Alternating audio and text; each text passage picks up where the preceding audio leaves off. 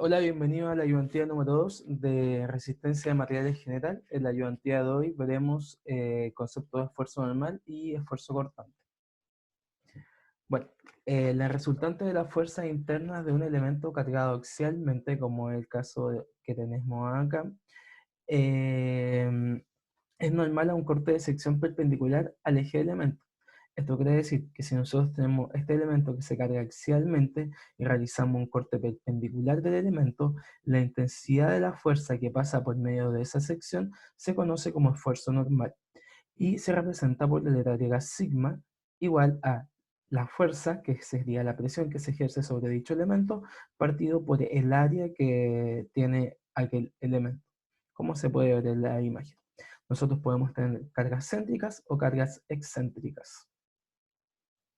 Por otro lado, el esfuerzo cortante se genera cuando las fuerzas P y P' son aplicadas transversalmente al elemento.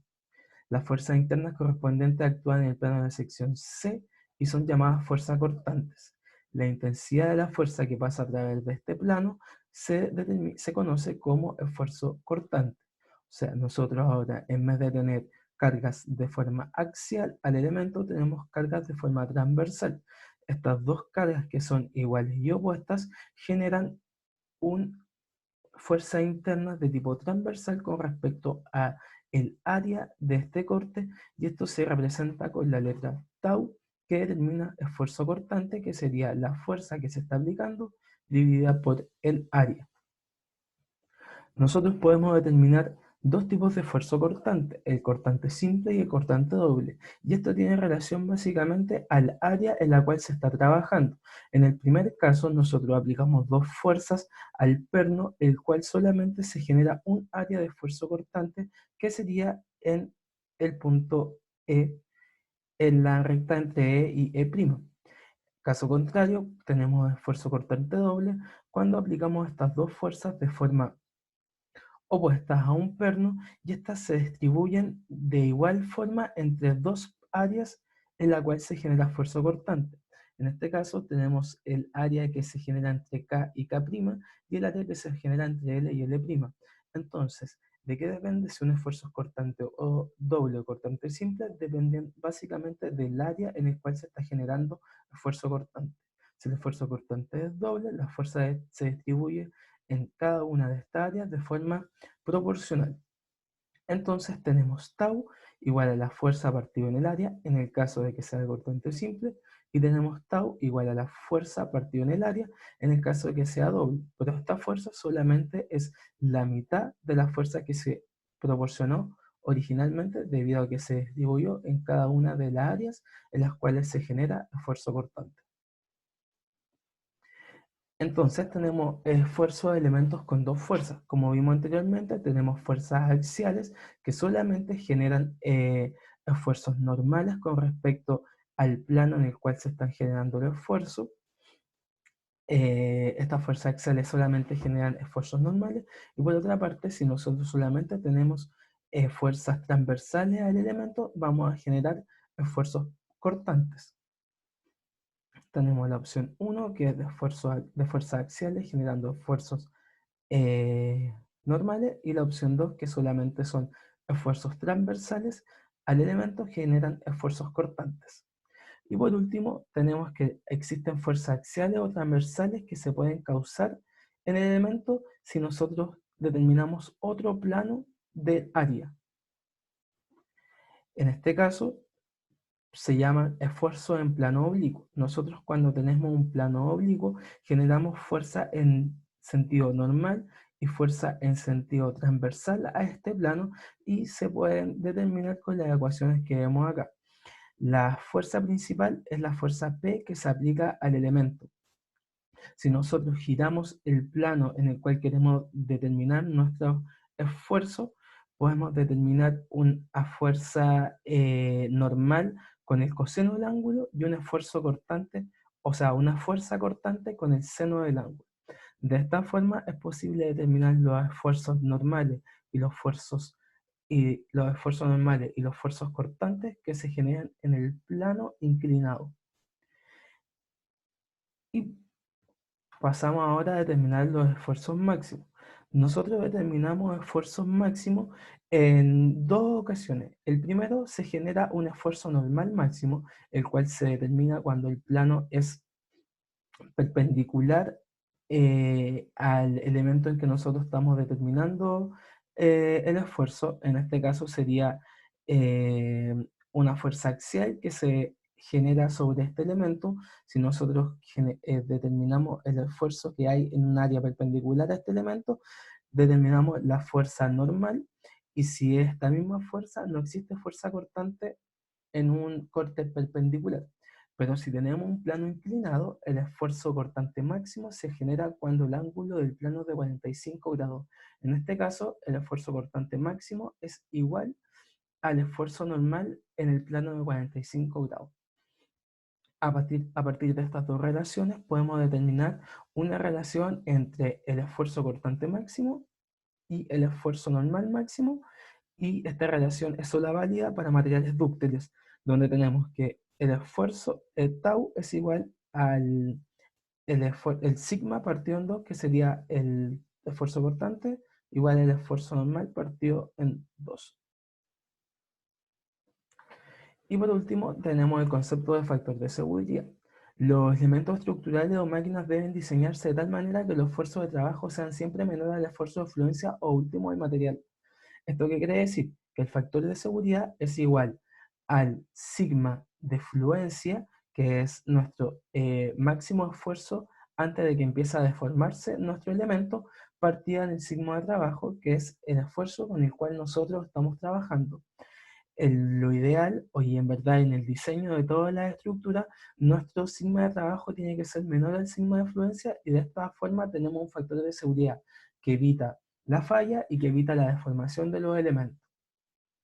Nosotros podemos trabajar generalmente en los ejercicios con esta nomenclatura que nos indica el tipo de acero, y en este caso el primer número nos indica la tensión a la ruptura y el segundo número nos indica la tensión de la fluencia.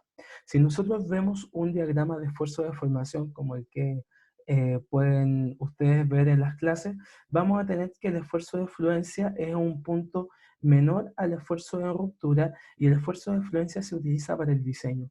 Nosotros, el diseño de cada uno de nuestros sistemas o nuestras estructuras, el esfuerzo de trabajo que se le puede aplicar a esa estructura tiene que ser menor al esfuerzo de influencia para tener nuestro factor de seguridad. Si nosotros llegamos a aplicar un esfuerzo mayor al esfuerzo de fluencia, nosotros empezamos a deformar nuestras piezas y empieza a generarse una deformación plástica que no tiene, que no puede volver a ser el elemento no puede volver a como estaba originalmente. Y por último, nosotros si trabajamos si llegamos a generar un esfuerzo de trabajo que sea similar o mayor al esfuerzo de ruptura, como dice acá, nuestra pieza falla y se rompe. Entonces es importante que antes de nosotros seguir con la ayudantía, tengamos claros los conceptos de esfuerzo y tengamos claro el diagrama de esfuerzo de formación, para así entender cuál es el punto de fluencia y cuál es el punto de ruptura. Como les mencioné anteriormente, nuestro esfuerzo de fluencia se utiliza solamente para cuando hay diseño, cuando queremos diseñar. Bueno, a partir de esto entramos a los ejercicios de la ayudantía. El ejercicio número 1 nos dice: la pieza de acero está soportada por una placa rígida con orificio levemente superior de 12 milímetros. Determinar la fuerza máxima F que se puede aplicar con un factor de seguridad 2 si sus capacidades son las siguientes. Entonces, en este caso nos indican un factor de seguridad igual a 2. Como el factor de seguridad es igual a 2, nosotros, ¿qué quiere decir? Que el esfuerzo de fluencia dividido el esfuerzo de trabajo que nosotros estamos buscando tiene que ser por lo menos 2. Y para esto nos entregan el esfuerzo de fluencia que tiene que tiene la pieza de acero, y nos entrega el esfuerzo cortante que tiene la pieza de acero. Entonces, si consideramos el factor de seguridad como esfuerzo de fluencia dividido el esfuerzo máximo, o sea, el esfuerzo máximo que puede soportar nuestra pieza para que no se deforme, podemos determinar el esfuerzo máximo como 1.350 kilogramos fuerza partido en centímetros cuadrados. Recordad que el esfuerzo se mide en kilogramos o en newton partido en metro o kilogramos fuerza partido en centímetros cuadrados, pero tiene unidades de fuerza partido por unidades de área. Este valor nos entregan como dato del ejercicio y de esta forma también podemos calcular el esfuerzo máximo. O sea, nosotros necesitamos aplicar este esfuerzo para que el factor de seguridad con el que trabajemos sea igual a 2. Primero vamos a determinar la carga axial máxima que puede soportar eh, nuestra placa de acero, nuestra pieza de acero, de tal forma de que el factor de seguridad sea 2. Para esto vamos a aplicar el concepto de esfuerzo normal, el cual quiere decir que es la fuerza partido por el área, y el esfuerzo máximo va a ser la fuerza 1 que se va a estar aplicando partido por el área. ¿Cuál va a ser el área en el cual se va a aplicar esta fuerza? El área en el cual se va a aplicar esta fuerza es el área que va a tener esta pieza de acero, que es cilíndrica en la parte inferior, de 1,2 centímetros, y la área que va a tener esta pieza es de 1,131 centímetros cuadrados. De esta forma tenemos el esfuerzo máximo y tenemos el área, que no cambia, no varía porque es el área que tiene nuestra pieza. De esta forma podemos determinar la fuerza máxima que puede soportar la estructura para que se pueda trabajar con un factor de seguridad 2, que sería 1526,8 kilogramos fuerza. ¿Qué quiere decir eso? Que si nosotros aplicamos una fuerza mayor a 1526,8 kilogramos fuerza, nuestro factor de seguridad va a ir disminuyendo y por lo tanto no se va a cumplir la condición en la cual estamos trabajando. Si nuestra fuerza que nosotros aplicamos llega a ser mayor de tal forma que nuestro esfuerzo máximo sea igual al esfuerzo de fluencia, nuestro factor de seguridad es 1. Y si es la fuerza que aplicamos sigue aumentando de tal forma de que nuestro esfuerzo máximo supera el esfuerzo de fluencia, el factor de seguridad va a ser menor a 1 y por lo tanto la pieza se va a empezar a deformar. Esto se produce debido a la carga axial. Estamos viendo esfuerzo normal. Pero también podemos considerar la fuerza para que se genere esfuerzo cortante. Y en este caso vamos a determinar la carga cortante máxima que se puede tener. Para esto nosotros, como se mencionó en un principio, vamos a trabajar con un factor de seguridad igual a 2 y el esfuerzo cortante de fluencia, como se nos indica en un principio, es de 1.600 kilogramos fuerza partido en centímetros cuadrados. Con este dato nosotros podemos calcular el esfuerzo cortante máximo con el cual puede trabajar nuestra pieza de metal para tener un factor de seguridad 2, que en este caso sería de 800 kilogramos fuerza partido en centímetros cuadrados. En este caso tenemos que determinar, como en el caso anterior, el área el cual está sometida a esfuerzo cortante. Y como nosotros podemos ver, igual no queda muy claro en la imagen que nos entregan en el ejercicio, yo hice una vista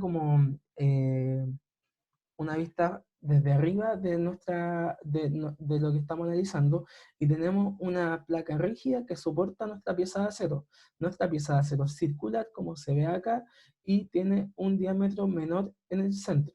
Es como una especie de tornillo, si se podría ver así, el cual está puesto en nuestra placa rígida. Por lo tanto, el área que está sometida a esfuerzo cortante es la área que se encuentra acá entre, en esta recta con puntos que tenemos acá en el centro. Esta área es solamente un área que se encuentra sometida a esfuerzo cortante. Por lo tanto, nuestra pieza de acero está sometida a un esfuerzo cortante simple. Y el área el cual está sometida a esfuerzo es la que se ve acá, que es el largo que tenemos de 1 centímetro por el perímetro que tiene toda esta parte central, por decirlo así, de la pieza. Entonces, de esta forma podemos sacar el área en el cual se encuentra un esfuerzo cortante, que sería básicamente el área de un cilindro que de diámetro 1,2 centímetros y de largo 1 centímetro. Como se puede ver acá, nosotros hacemos una fuerza hacia abajo que le llamamos F2 y esta nos genera reacciones de esfuerzo cortante que se puede confundir como si fuera esfuerzo cortante doble, pero como vemos acá es solamente un área en la que se encuentra el esfuerzo cortante. Teniendo esto en consideración, podemos determinar la fuerza máxima que se puede soportar la pieza de acero para trabajar con un factor de seguridad igual a 2. Como podemos calcular el esfuerzo cortante máximo de 800, tenemos el área el cual está sometido a esfuerzo cortante, determinamos la fuerza que es 3015,9 kilogramos fuerza. O sea, esta es la fuerza máxima que puede soportar la pieza de acero para trabajar con un factor de seguridad igual a 2. Si nosotros aplicamos mayor fuerza, se aumenta nuestro tau y por lo tanto nuestro factor de seguridad va disminuyendo, porque aumenta acá nuestra parte inferior. Si esta fuerza sigue creciendo de tal forma que el tau sea mayor o igual al esfuerzo de fluencia, nuestra pieza se comienza a deformar. Por lo tanto, es fundamental trabajar en diseño de elementos mecánicos con factores de seguridad que permitan asegurar, valga la redundancia, el trabajo que se está sometiendo a nuestra pieza. Finalmente, tenemos dos fuerzas. Por una parte, tenemos la fuerza máxima a partir de un esfuerzo normal y por otra parte, tenemos la fuerza máxima cortante a partir de nuestro esfuerzo cortante. Y nuestra fuerza máxima a la cual se puede someter la pieza va a ser la menor de estas dos por criterio de seguridad. O sea, si nosotros determinamos esta como fuerza máxima y aplicamos una fuerza que sea mayor a 1526, empezamos a deformar la pieza. Por lo tanto, nuestra fuerza máxima tiene que ser la menor entre estas dos como un criterio de diseño. Pasamos al ejercicio número 2. En el ensayo de cisalle, la probeta cilíndrica de A42/27 de 10 milímetros de diámetro se somete a la acción de cisalle doble mediante el punzón que le aplica una fuerza a través del disco central. Determinar la fuerza F necesaria para cortar la probeta. Ya, acá ponemos en práctica varios conceptos importantes. El primero, como les dije en la presentación, nosotros podemos trabajar a través de esta nomenclatura de acero, que en la primera parte nos indica tensión de ruptura y la segunda parte nos indica tensión de fluencia. En este caso nos están pidiendo determinar la fuerza necesaria para romper nuestra probeta. Por lo tanto, vamos a trabajar con el esfuerzo de ruptura.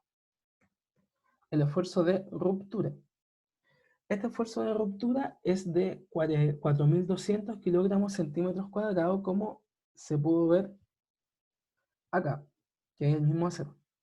4.200 kilogramos fuerza centímetros cuadrados. Por otra parte, se nos dice que esta probeta se somete a cisalle doble. Por lo tanto, este ensayo genera un esfuerzo cortante doble. Y por último, se dice que necesitamos determinar la fuerza para romper la probeta. Bueno, esto es más o menos sencillo. En este caso se pide determinar la fuerza necesaria para romper la probeta. Por lo mismo se trabaja con el esfuerzo de ruptura, que es el que tenemos acá. El esfuerzo de ruptura es el esfuerzo normal de ruptura partido en 2. Esto lo deducimos a partir de la relación que se calculó entre los esfuerzos máximos, donde el esfuerzo, el tau es igual al sigma partido en 2. Esta relación la vamos a usar frecuentemente en nuestro ejercicio y en el caso de que nosotros nos den de esta forma el acero, la nomenclatura del acero, y queremos determinar esfuerzos cortantes, esta nomenclatura solamente nos da esfuerzos normales. Por lo tanto, nosotros para sacar esfuerzos cortantes tenemos que dividir nuestro esfuerzo normal en 2. En este caso, nuestro esfuerzo normal de ruptura es de 42.000, pero nuestro esfuerzo cortante de ruptura es la mitad, que sería 2.100 kilogramos fuerza partido en centímetros cuadrados. Teniendo esto, es necesario nosotros empezar a analizar la probeta. Como se dijo que se sometía a cizalla doble, la fuerza que se aplica va a distribuirse en las dos áreas que tenemos de la probeta. Por lo tanto, cada fuerza cortante va a ser la mitad de la fuerza principal que se aplicó. ¿Y esto por qué sucede? Sucede porque se genera esfuerzo cortante doble y porque existen dos áreas de contacto dos áreas que que presentan fuerza cortante, que sería esta área que está acá con líneas punteadas y esta área de acá. Entonces, como tenemos dos áreas en las cuales se genera esfuerzo cortante, nuestra fuerza se distribuye en cada una de forma igual.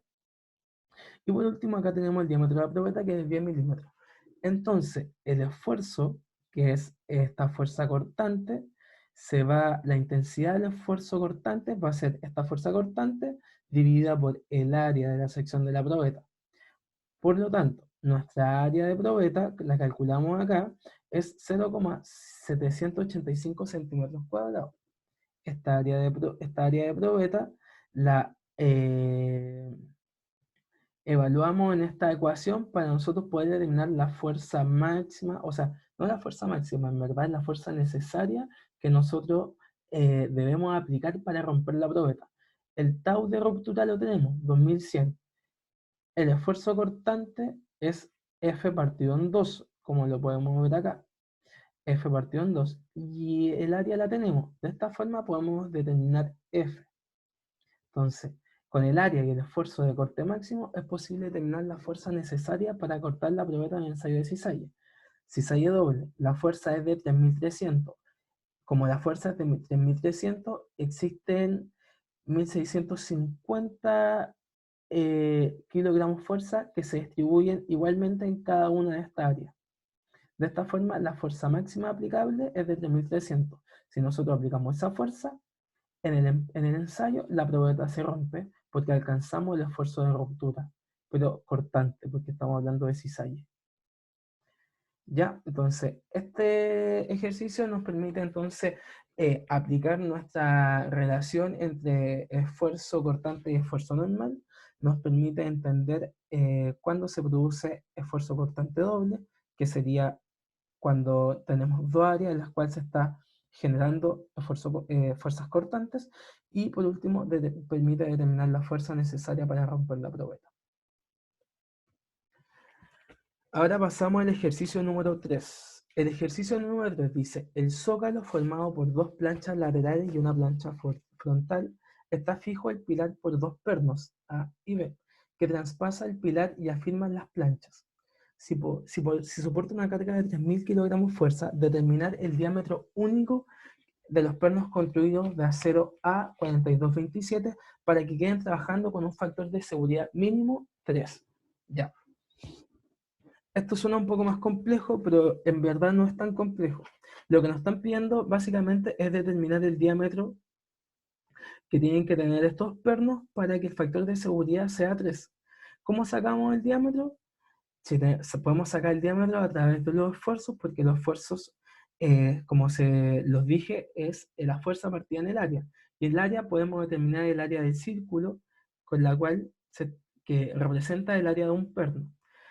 Para esto nos dicen que trabajamos con la probeta A4227. Como lo vimos anteriormente, este 42 representa el esfuerzo cortante, el esfuerzo normal, o sea, el esfuerzo normal de ruptura, perdón. Y este representa el esfuerzo normal de fluencia. Acuérdense que en esta nomenclatura solamente se expresan esfuerzos normales. El esfuerzo cortante nosotros lo sacamos dividiéndolo en dos. Como estamos diseñando, porque queremos diseñar el diámetro que quieren tener los pernos, nosotros trabajamos con el esfuerzo de fluencia. Siempre cuando nos pidan factor de seguridad, nos pidan diseñar, nos pidan carga admisible, nosotros tenemos que trabajar con el esfuerzo de fluencia. Cuando nos pidan determinar en cuál es la fuerza de ruptura o cuál es la fuerza en cuál falla, ahí nosotros aplicamos esfuerzos de ruptura. Pero en este caso, como estamos diseñando, tenemos que ser súper críticos y utilizar los esfuerzos de fluencia, que es el esfuerzo básicamente en el cual se diseñan todos los sistemas. Ya, entonces acá tenemos los dos pernos A y B, los cuales se someten a fuerzas que tenemos que calcular, y el zócalo se somete a una fuerza de 3.000 kilogramos fuerza. Por otra parte, acá tenemos los pernos, son dos pernos en los cuales se aplica una fuerza en este punto de acá, y estos dos pernos, como se puede ver, tienen dos áreas de sección cortante. Por lo tanto, ambos pernos están sometidos a fuerzas cortantes dobles. Bueno, siempre los pernos, generalmente, en verdad, los pernos que sujetan dos placas, someten a fuerza cortante doble, porque tienen dos áreas en donde existen fuerzas cortantes. Acá puse, se pide determinar el diámetro mínimo único con los para que queden trabajando con un factor de seguridad mínimo de 3. Debido a que los pernos se producen fuerzas cortantes, es necesario determinar el esfuerzo cortante admisible para el diseño del sistema. En este caso, tenemos, aplicamos la fuerza de 3.000 acá en el zócalo y vamos a tener reacciones en ambos pernos. Estas reacciones son de forma cortante al perno, por lo tanto solamente en el perno se generan esfuerzos cortantes. Como tenemos, en este caso, que trabaja con una 0,4227, el esfuerzo de fluencia va a ser de 2.700. Pero como nosotros necesitamos el esfuerzo cortante de fluencia y este es el esfuerzo normal de fluencia, aplicamos nuestra relación de que el esfuerzo de fluencia, el esfuerzo cortante de fluencia es igual al esfuerzo normal partido en 2. Y en este caso podemos determinar cuál es el esfuerzo eh, cortante de fluencia con el cual tenemos que diseñar los pernos. Por otra parte, también necesitamos trabajar con un factor de seguridad mínimo de 3. Como necesitamos trabajar con un factor de seguridad igual a 3 y tenemos nuestro esfuerzo cortante de fluencia, podemos calcular cuánto es nuestro esfuerzo cortante admisible o de trabajo para que se cumpla nuestra condición de que el factor de seguridad sea 3. Entonces, primero, determinamos el esfuerzo cortante de fluencia a partir de la nomenclatura. Segundo, determinamos el esfuerzo de trabajo. Este esfuerzo de trabajo es con el cual nosotros vamos a determinar el diámetro, porque así nosotros consideramos y mantenemos un factor de seguridad atrás. Ahora, lo más importante, determinar la reacción en el punto A y B. Determinar la reacción en estos puntos, que en verdad determinar las fuerzas que se aplican en cada uno de estos pernos, para posteriormente sacar las fuerzas cortantes que se aplican en el perno. Para esto se determinan las fuerzas que actúan en cada uno de los pernos a través de una sumatoria de momento en el punto A. De esta forma no tenemos fuerzas que hagan momento en este punto, pero sí tenemos fuerzas que hagan el momento en el punto B. Las fuerzas que hacen momento en el punto B, eh, y aparte tenemos fuerzas que hacen momento, estas 3.000 kilogramos fuerza que hacen momento con respecto al punto A.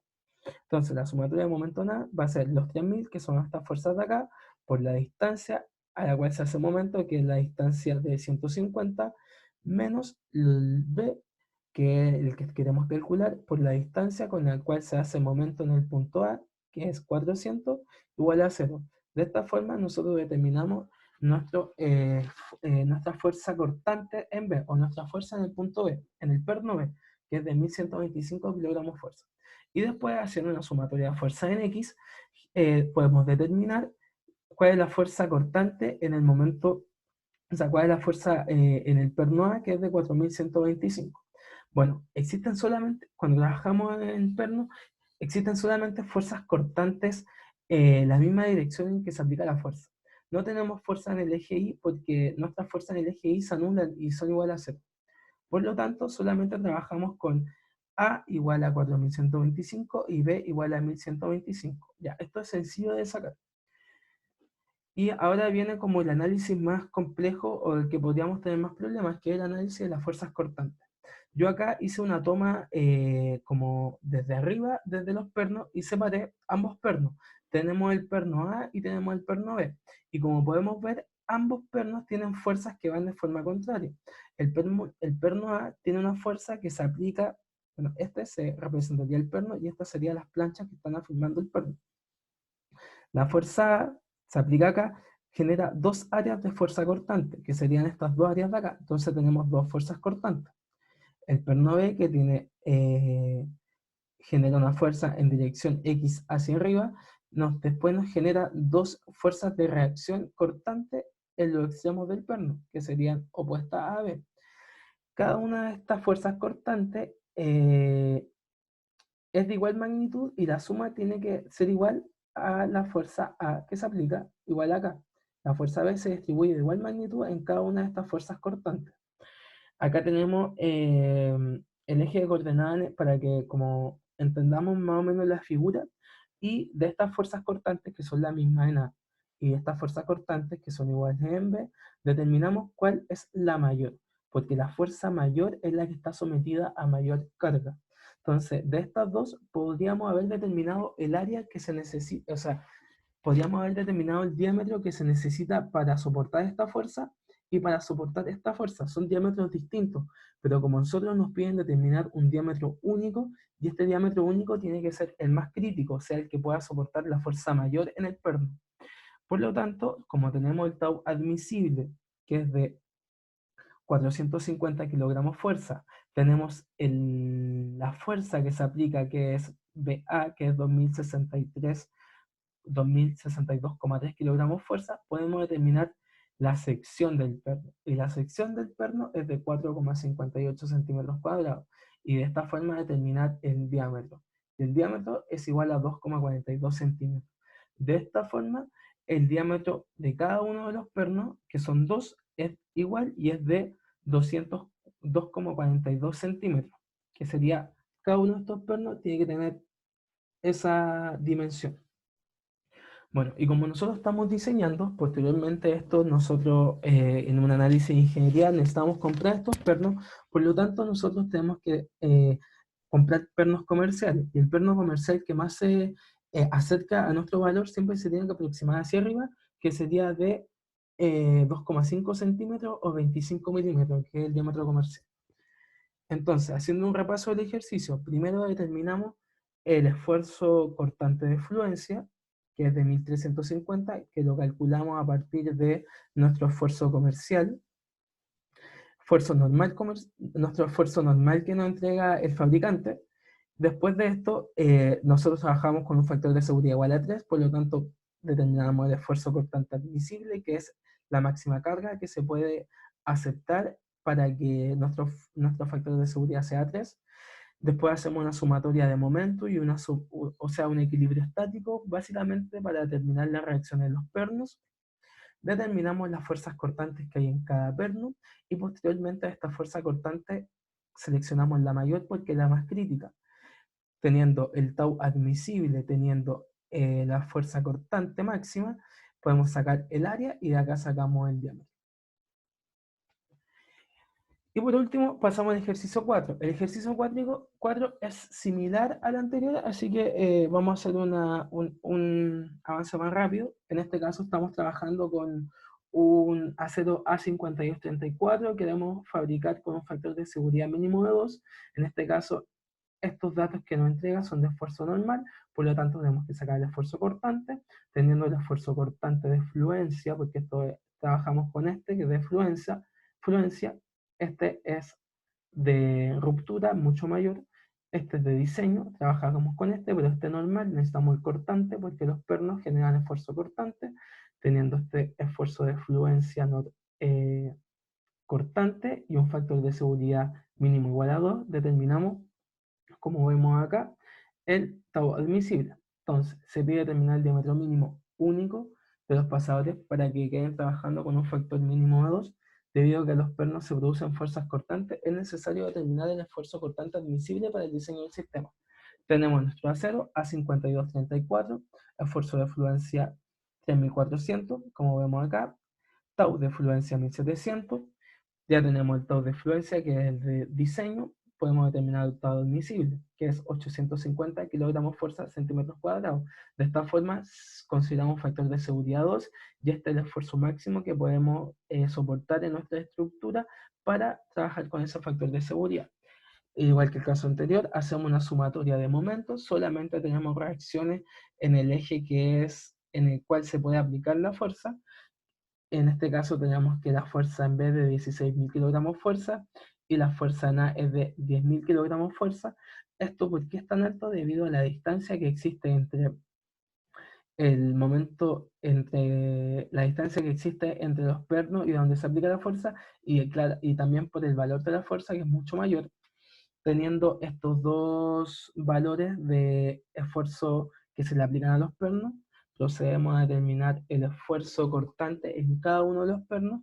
Para esto, como se hizo en la vez anterior, hacemos un corte y vemos en el eje Y, Z, cómo se están comportando las fuerzas. Nuestras fuerzas se aplican de forma contraria, entonces la fuerza que se aplica en el perno A, en esta dirección, genera dos reacciones cortantes porque tenemos dos áreas que se están cortando debido a las planchas, y la fuerza que se aplica en B, que en esta dirección, genera otras dos fuerzas de corte que son contrarias a la fuerza B y son donde se aplican fuerzas cortantes por las áreas en las cuales se somete.